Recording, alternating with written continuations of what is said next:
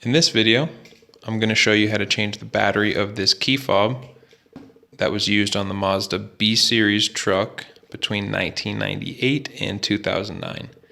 And inside of here, we're going to find a CR2032 battery. Now, to open this up, you can just look to the top where the keychain is to see this little separation between the two halves.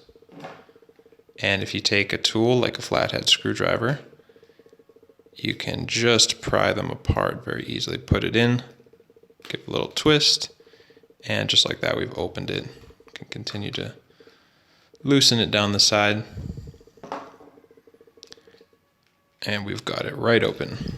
And here's our battery.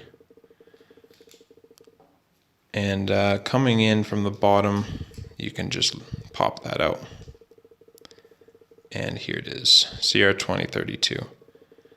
If you go and take a new one, and you're going to put it back in, make sure the side that has this text on it, the brand name and the battery, goes down. This is the positive side. Put the positive side down. And it just pops in really easily with your thumb. And go ahead, push the two halves back together. And that's it. Super simple. Got a new battery for a B Series truck key fob.